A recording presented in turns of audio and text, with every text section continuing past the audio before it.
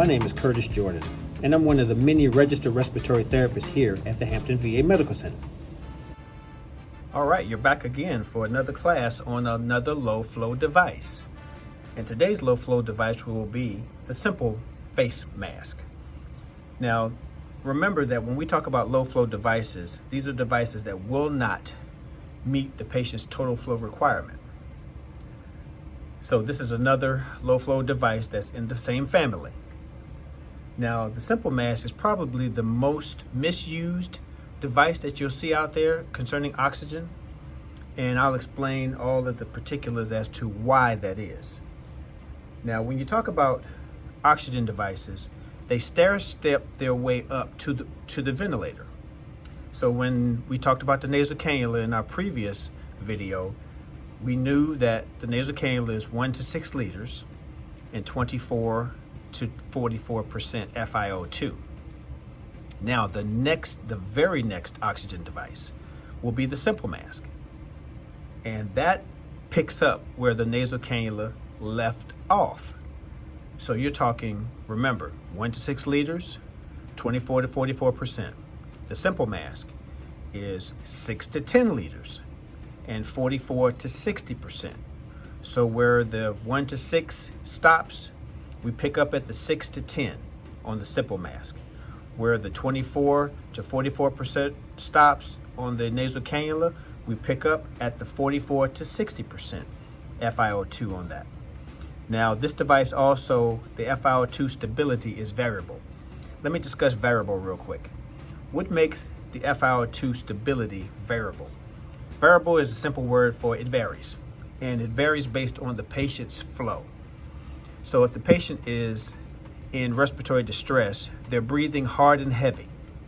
And when you breathe hard and heavy, you suck in more air than you do oxygen, okay? Because you're using your nostrils, you're using your mouth, your inspiratory flow is increased, and so you can pull in more air than oxygen.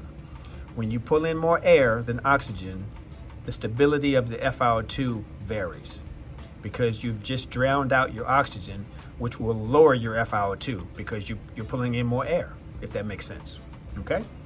So, the simple mask is very simple, but sometimes can be very difficult. The simple mask, the FiO2 is approximately 44 to 60%. The FiO2 stability is variable, as I just discussed, and the flow rate for this device is 6 to 10 liters.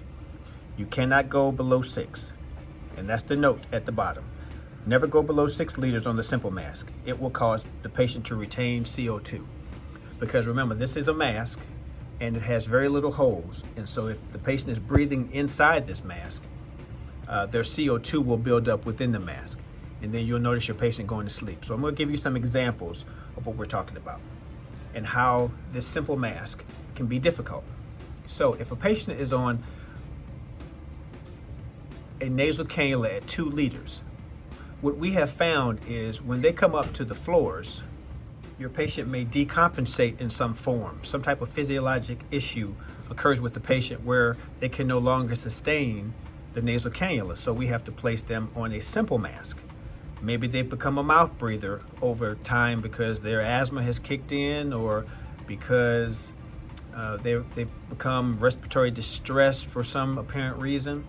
So they need a simple mask because since they've become a mouth breather, their nose has been shut off. So they only breathe through their mouth. So if they're only breathing through their mouth and the nasal cannula is in the nose, then the nasal cannula doesn't work. So we have to cover the mouth and nose to make sure we get the oxygen to where it needs to go into the lungs. So they decompensate. So they come up to your floor on 2 liters nasal cannula. And you say, well, let's put them on the simple mask. The mistake is that we place them on a simple mask at 2 liters. The problem is, remember, it's a simple mask and we cannot go below 6 liters on a simple mask because we need to flush the CO2 out.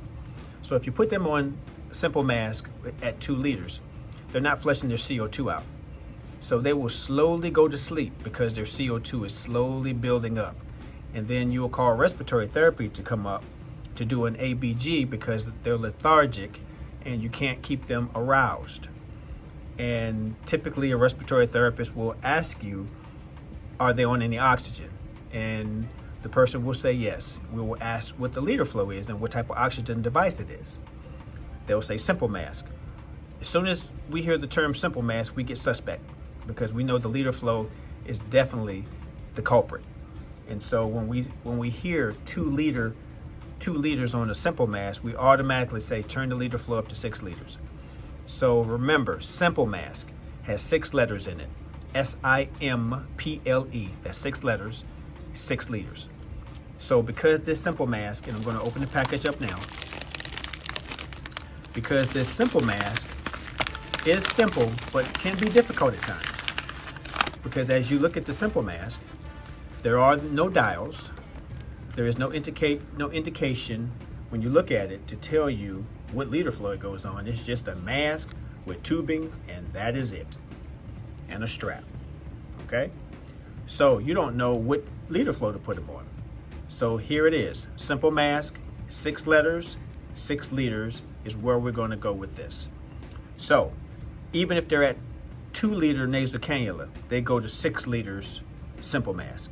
If they're at 4 liters nasal cannula, they go to 6 liters simple mask. If they're at 6 liters nasal cannula, then you start them on 6 liters simple mask, okay? And then we work our way up from there. Okay, so when you look at the chart, 6 liters is equivalent to 44%, and then we go up by 4s all the way to 60 with every liter flow turn.